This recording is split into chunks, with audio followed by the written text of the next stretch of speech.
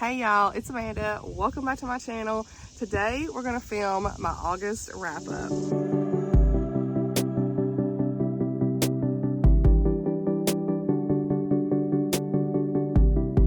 So I already filmed a mid-month wrap up this month, so I'll link that in the card if you haven't seen it. But honestly, I don't even know how many books I've read this month. It's crazy. On this list today, we have got, for the end of month wrap up, I guess we'll say, I got 7 books to talk about today. I think in that video I might have had 8. I don't know. So that's kind of how the reading has went this month. Quite a lot of books read this month, and I'm outside. Obviously, why I say that, but just trying to film a little bit different setup. I know a lot of y'all really liked the outside vibes, so y'all can hear the outside noises, but we're just gonna go with it. I love filming outside. It's early on Saturday morning. You'll be seeing this on Sunday, which is tomorrow. But I kept meaning to film this, and I just never got to it. And I've had a video out. I've had a video out every day this week. I'm sorry. I know y'all don't mind, but there probably won't be as many videos this week just because I've had so much out this past week. I don't have anything else to post. So when I have something else to post, I'll share it unless I get tagged in something. But, you know, your girl's got her coffee, and we're just going to sit here and chat about some good books. So I had a pretty good month. Enjoyed mostly all these books I'm about to talk about. So yeah, let's jump right in. First coffee.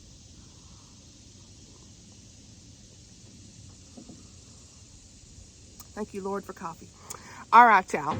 So first book I want to talk to you about is a fantasy about an indie author, The Kingdom of Light by Octavia Mason. Y'all, this book, I had a lot of fun reading this. Ended up giving this 4 stars. Had a great time reading it.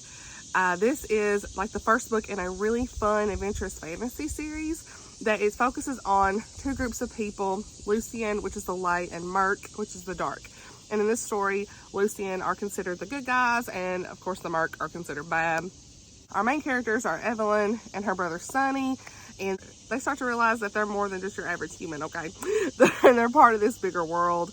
And the story kicks off as Evelyn is being hunted by this group of people that she has never seen before. She's at this movie theater, and then all this stuff starts happening at the very beginning, and that she's being hunted by this one group and another group who wants to protect her at all costs. So Evelyn quickly realizes that she is Lucian and would rather not be involved in a new world. But honey, that may be the only way she can protect the people that she loves, is being a part of this. So yeah, everything kicked off from there. Fantasy's not my normal genre, but I'm just having so much fun dipping my toes into this. It's probably going to become a favorite genre at some point soon. I have a lot of fun reading fantasy. I'm looking forward to book 2 in the series. This was clean, and even if you are not like a big fantasy reader, I think that you would enjoy this. This is a really good like introduction to fantasy. It was easy to follow, lots of fun. There were no aspects that really felt info dumpy, so I know that some people struggle with that, and which I'm one of those. If it's like too much, I can get bogged down, and so I didn't feel that way here. I think this is like I said, just a good introduction to fantasy. The character powers are primarily focused. You can see that on the cover here. It's like there's electricity in their hands. So that was interesting to learn about. I'd rate this for older, young adult readers, probably 16 plus, just because of some of the topics of death and scenes of fighting. But overall, it is a clean read. I've seen in some of the other reviews that they had rated it PG-13. So just wanted to mention that in case that's important to some of you. I know that some of you have asked questions like that, so want to mention that. The only struggle, and this is why I rated it 4, is the only struggle I had was just keeping up with so many different characters. But that's more of a personal thing. Like, just for me, the characters are all easy to differentiate for me, but I just really struggle with more than 3 and 4 point of views at a time sometimes, regardless. So, but the author, I think, did a really great job letting us in on the characters, like their struggles, supernatural powers, all that stuff. So she did a good job letting us know about that. Overall, this is a page turner. It's like one of those I need to know everything, what's going to happen type book. I was invested in what's going to happen next, and we have like a lot of details surrounding the family, Evelyn and Sonny's parents, like the friends, the school, their powers, all that stuff. And I mean, I could see this being like a movie, you know. So there was just so much that was going on in this book. And overall, I think if you enjoy fantasy, you're going to really enjoy this one. It's like action-packed ending. The ending was crazy. It left me like dying to know what was going to happen next. And so yeah, 4 stars. I really appreciate the author sending me a copy of her book to honestly read and review. Had a lot of fun with this, and yeah, I highly recommend it if you enjoy fantasy. Coffee.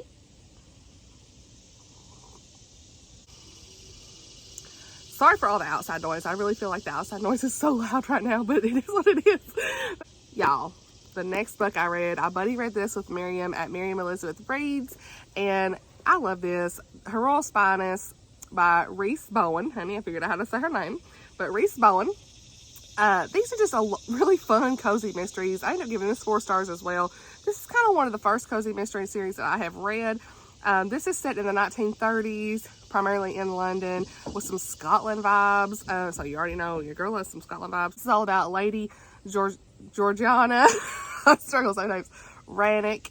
She's the daughter of a royal Scottish duke, 34th in line to the English throne, so, you know. So her brother cuts her off her allowance. There's some engagement that she does not want to be involved with, so that she ends up running off to London. They call her Georgie. She runs off to London just to kind of get away from everything and just to like be on her own for the first time ever in her life. So Georgie has to pretty much figure out how to live by herself without servants for once, and that was hilarious to see. Like, she's trying to learn how to light a fire or making food and all that stuff, you know, getting hot water. It was just really interesting to like read about that in the 1930s, like how these people in royalty didn't know how to do all these things because their servants did it for them. So it was funny.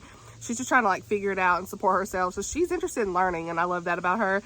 But just when Georgie kind of figures out how she plans to support herself and live her life as a free woman, she finds this strange man dead in her bathtub. So yeah, and this man ends up being this guy who's trying to take Rannoch Castle from them, and she becomes the #1 suspect, which you already know, along with her brother Binky.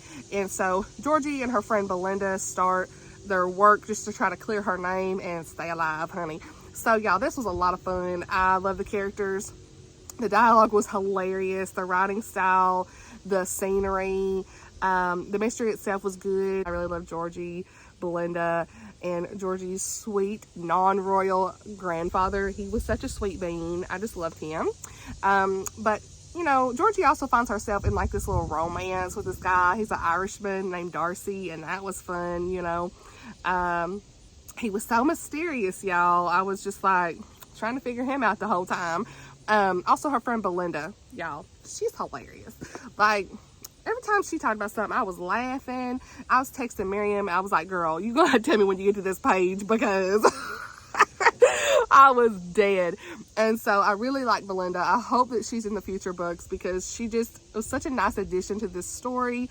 So glad she was there. There was a lot of moments, like I said, I was laughing. I was just invested. But there was bonus points in this for me, because they brought up Bonnie Prince Charlie as Scotland and Culloden. And you already know your girl loves Scotland and Scottish references, and that's something that's big in Outlander. So I was like, hey, there's a reference there. So I love that one character brought that up. I think for someone who's like new to cozy mysteries, this is like a delightful read. And this is like the perfect book to pick up in the fall, honestly. Like, it's just what I was looking for as I'm like really wanting to get out of summer here. Y'all, you already know I've been saying that how many times. As far as content, this is an overall clean read. There is some discussions like on sex that I could have like done without, but it wasn't really anything over the top.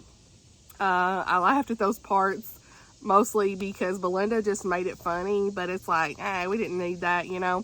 But it was overall clean. And I want to say this does have some mild language, but I honestly don't even remember what the words were. Very, very small. So it didn't bother me either. Just want to notate for anybody that's interested in knowing that. It does take about maybe 100 or so pages to get into the actual mystery of this, but I was just here for all the details. And it's like, this is not a perfect book, but it was whimsical, humorous, and just a great cozy mystery. So what I was looking for at the time. So this is 4 stars for me, and I'm definitely going to be picking up more in the series. So the next book I picked up was A Home Within the Wilderness by Laura Hartley. The author sent me this so kindly to honestly read and review. This was just a beautiful faith-filled story that I think is going to leave readers with a full heart. I give this 3.75 and rounded it up to 4 on Goodreads. So thank you to the author for sending me this to honestly read and review.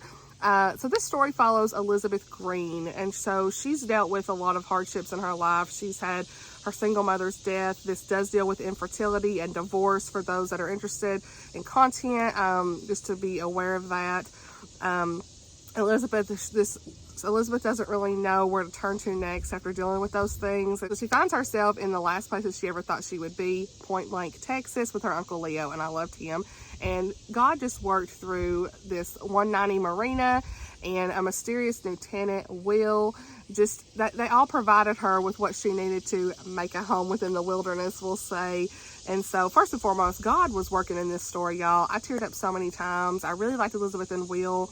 I felt like they each were realistic characters, and what she went through was very relatable for so many women. Loved seeing the Lord work in her life and the beauty of salvation showing through. Also really loved Will's character, and what he did for the Lord in his ministry to help others was beautiful. Just a beautiful sentiment. Elizabeth learned quickly not to judge others based on their appearance and first impressions alone, so that was great to see. Just that transformation for her. Uncle Leo was also just a sweet little bean, y'all. I loved him so much. The area that they were living in was of the 190 Marina, just had like this really cute, cozy rural area, small town vibes. And I do live in a rural area. I grew up in a small town, so really appreciated those details.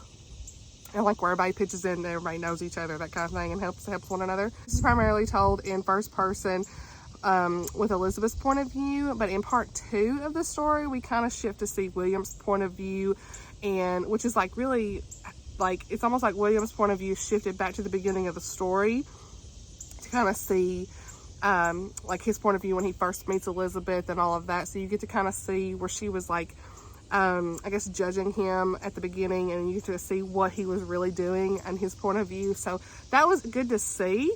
And then we also have Elizabeth's ex-husband's, Kyle, his point of view, and the second part. And so the only downsides I have here, and why it's 3.75 for me, which I still really enjoyed it. I'd love to read the next one in the series, but the point of view of Kyle kind of took me out of the story some. I was really just invested in Will and Elizabeth, so I didn't really care about Kyle and what he was doing and anything about him. But I understand why she put him in here. I also feel like this book could use some formatting, grammar, and spelling, punctuation edits, and reviewing. I found maybe 5 to 7 places where they had like some missed letters or misspellings and missed punctuations or extra spaces, and it could just be the file that I had. But I also checked the Kindle side where I have Kindle Unlimited, because this is on Kindle Unlimited, and it was just very boxy and hard to flip through for some reason. So I don't know if that's a Kindle formatting, but I just want to notate that, especially for the author, just as indie authors work through their publishing and just trying to get everything out there. I think it's important that we as readers just share that information with them, just because of the formatting was a little bit difficult to not use user-friendly when I was looking through. I read it on a PDF from the author, and so that was better than the Kindle version. So readers are going to read it through the Kindle most likely, or a print copy. But so I just wanted to mention those things, so the author has like an opportunity to check into making any necessary updates and all of that for readers. But other than those really small items, y'all, this is a beautiful story all about God's love, his plan, second chances in life, forgiveness, and so much more. So I just love the way God showed through this story the whole time. We don't always get faith-filled stories in Christian fiction, and so I really appreciate that. And I think this has just such a great opportunity to be a great series. So yeah. Okay, so the next book that I picked up was Real Murders by Charlaine Harris. This is the first book in the Aurora Tea Garden series, and I am planning on reading book 2 this month. But I already talked a little bit about this in one of my vlogs, so if you want to skip through, there's timestamps, but I'm just going to go through this really fast. I had a pretty good time with this. It's a cozy mystery. I give this 3 stars. I would like to continue on with the series just to see, since I already have book 2, I want to continue on book 2 just to see how I enjoy it. So this is about Aurora Tea Garden. She's a small town librarian and a crime buff. She's part of a monthly group of fellow crime enthusiasts called the Real Murder Society, where they meet to discuss like crimes and murders to see if they can like solve the cases or form different opinions about each case. Things take a turn for the worse in this story when a society member is found staged in a crime scene that's eerily similar to the one that they were going to discuss in their group that night. Aurora finds herself in the middle of a murderous story of her own, where she's like dealing with multiple murders or trying to figure out who the killer is before more people end up dead, and everything takes off from there. So what I want to do this is, like, when I do a 3-star book, a lot of times I'll say, here's what I liked and here's what I didn't like. That really works for me, because 3-star does not mean I'm bashing or that I didn't like it. I liked it. You know, if this was 1 and 2 means I didn't really care. Okay, honey, ain't gonna go on. But 3, okay, liked it generally, but there's some things I'm like, no, not really. So, but there's some things. Okay, so what I liked, the main character in this story, Aurora, she's simple, but she's interesting enough. I liked her in general. The mysteries themselves were great. I was trying to figure it all out. I was like, what's gonna happen next? What happened? So it was a challenge for me, because I'm never good at figuring out mysteries at all. Your girl don't know. So it's like challenging for me. I really enjoy the writing style. I feel like this is like a page turner. Really quick to read, very short. There's lots of twists and turns. You know, like I said, what's gonna happen next, and just very entertaining. That's what I can say about this book. This is entertaining, and that's just what I want, right? What's what you want in a cozy mystery, something that's entertaining, all that good stuff. What I didn't like. So this is a secular book, okay? So I'm not like putting it on high expectations here, but there were just some very odd sexual references here, and I was like, very off-putting. Mentions of the character needing to make sure that she is lusting on her first date with this guy, and I was like, honey, we could do without that, but whatever. I'll just skip over that. I mean, why is that even in this? This is a mystery. I get if you want to do romance, but why are you having your friend tell you, hey, you need make sure you lusting on that first date? No, we don't want to talk about that. God's name was also used in vain, and that's not something I'm good with. I did not like that. The main character did that, and I did not like that. A handful of times, maybe 7 to 10 times, we had some other language, and I'm not usually bothered by minor language, but I just didn't love that in this story at all. I'm like, why is it in here? I didn't care about the romantic parts at all, just the mystery, and then we don't really get a lot of background on the characters in general, but it's a short read, so that's probably why. But overall, I think this is a fun, cozy mystery. Readers will probably enjoy it. I am going to continue on just to kind of see what happens in book 2, and then at that point, I'll decide if I want to continue on any further. So yeah, just an overall fun, cozy mystery with some things I liked and some things I didn't. 3 stars, and that's it. Coffee break. So the next book I read was A Quilt for Christmas by Melody Carlson. This is the advanced reader copy, and I've already ordered my physical copy, like, for my shelf, honey, because y'all, if you've seen my video review, you already know I love this. So if you already watched that video, feel free to skip through on the next timestamp. But y'all, I love this. I know it's not Christmas time, but you know, this book releases this week on September 6th. Baker Publishing sent me this to honestly read and review, so I'm so thankful for them to send me this. I have only read one other Melody Carlson Christmas book, and y'all, I'm in love with this one. This was like, yes, I have so many on my shelf, which I talked about in that video, that I plan to read this Christmas, and this was just a really heartwarming Christmas read. It's the perfect story just about love, forgiveness, offering a helping hand to those in need during the holiday season, and it gave me all like the Christmas vibes and the feels. I give it 5 stars. I loved it so much. I kept wanting to read and just turn the pages. So this is only, I will leave the link below, but this is only 10 something. So I think I spent $11 and some change on this. Loved it. Get it at Baker Bookhouse's website, because they always have 30-40% off. And one time I ordered a book from there and it came with a signed book plate. You just never know. I've heard people say that they get books earlier sometimes on release. Baker is amazing. So I just have to tell y'all that, because, you know, a lot of times we order on Amazon, and I've always been like guilty of that, like an Amazon person, just like, okay, quickly buy it and get it real fast. But you know what? Support the publisher when you can, because it's so important. They're the ones publishing the books, and they have great deals, and it's cheaper than Amazon. So yeah, I just want to mention that. This is about Vera Swanson, and she has always loved Christmas. We have so many great details about Christmas in the story, but this year, after selling her home and making the effort to move closer to her family and her grandchildren in a condo, Vera finds herself in a situation where basically she's going to be alone this Christmas, and we can't have Grandma Vera lonely at Christmas, honey. That is until she meets sweet little 4-year-old Fiona and her family. And I didn't say that they are Irish, and I absolutely adored that. I bet the audiobook would be fun. I don't know what the audio is going to sound like, but I bet that'd be fun if they use like fun accents and stuff. But anyway, Fiona and her family, the Albrights. So even though Vera's husband has passed and her children had to move away, little Fiona, her big heart, y'all, is gonna make all the difference for Vera. Okay, like, yes, Vera meets Fiona in this like emergency situation for her mother. She's knocking on Vera's door saying, help, my mom is having some stomach pains. They rush her to the hospital. Vera's a neighbor, helps take care of the kids, and everything kind of goes on from there. Fiona's at Vera's house, sees this beautiful quilt and just says, oh, can you make my mom a Christmas quilt? That would be such a blessing. She's never had one before, and pretty much enlists Vera into making this quilt. And Vera's like worried at the beginning, like, okay, we're right here at Christmas. I don't know if we're going to be able to do this or not because of the time crunch. So like with the help of the siblings, they like put these flyers out and they end up recruiting 3 women to help be on Vera's team to make this Christmas quilt. And I really want a Christmas quilt now, y'all. So yes, ma'am. We love a good Christmas quilt. We love to see it.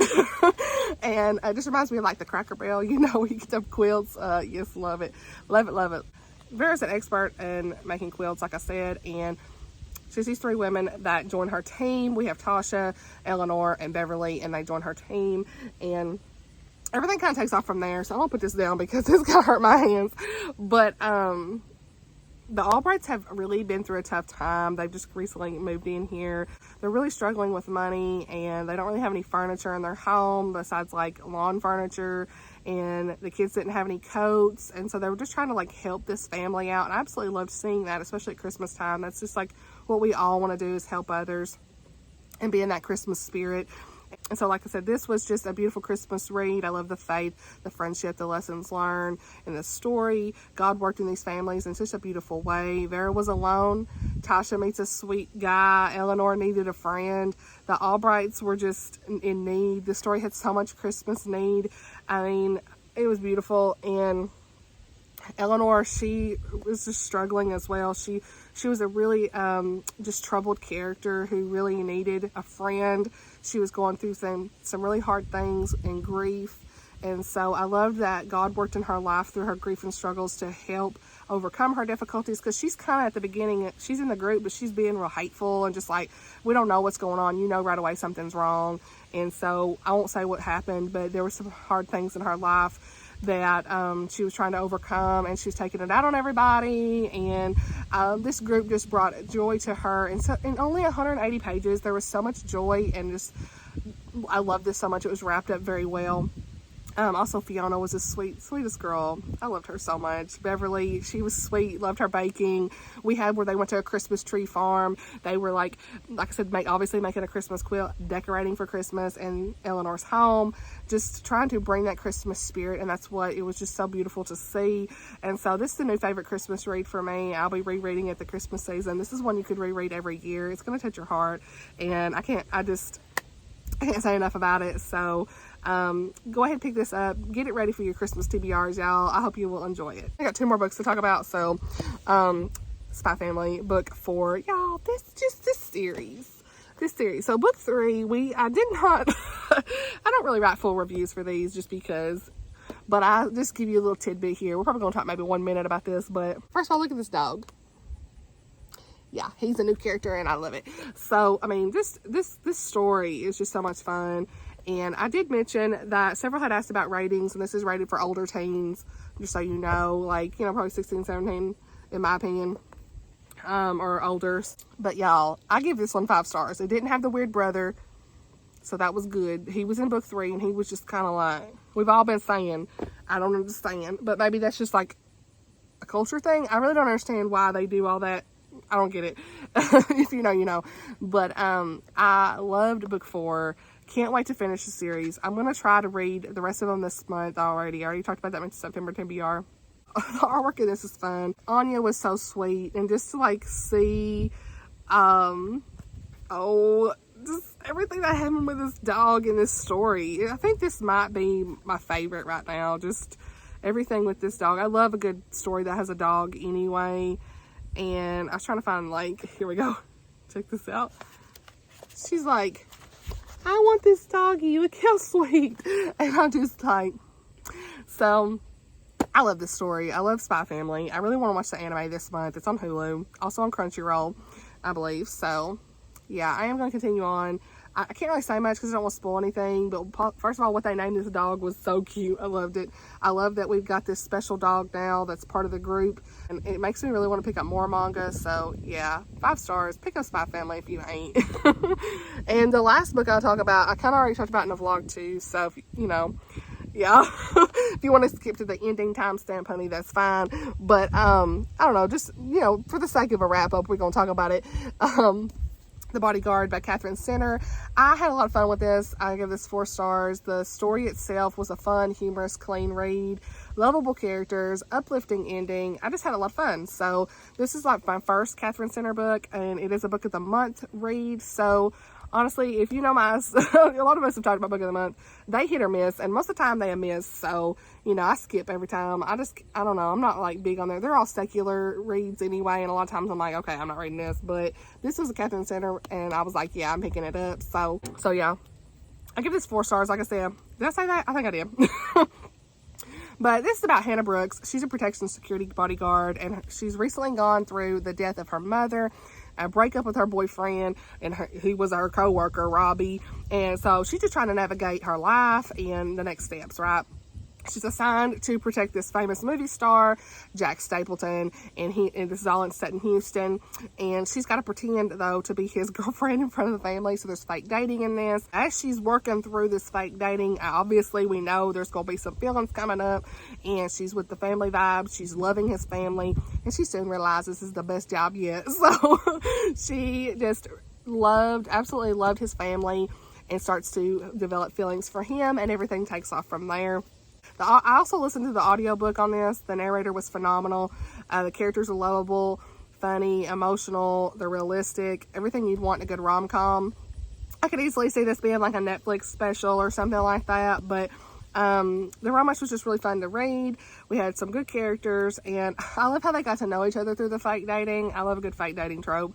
So it was also a very addictive read. This is a clean, secular read on the romance side. The romance was just so good, you know.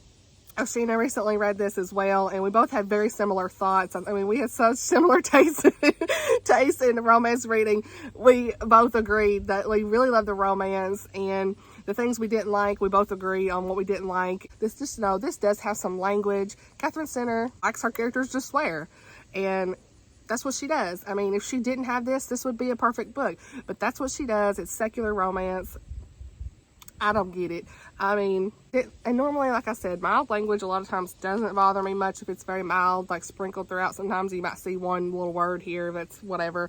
But if we have the Lord's name in vain, honey, that's an immediate no. Okay? Absolutely not. And so that's what we had in here. It wasn't the main characters, but it was like the boss, and I did not like that. I already said that in one of my videos, but I just want people to be aware of that, because, you know, as a Christian, I want people to know, hey, that's in this book. Just so you're aware, if you don't want to read that, you know, just be aware of that, like going in knowing that.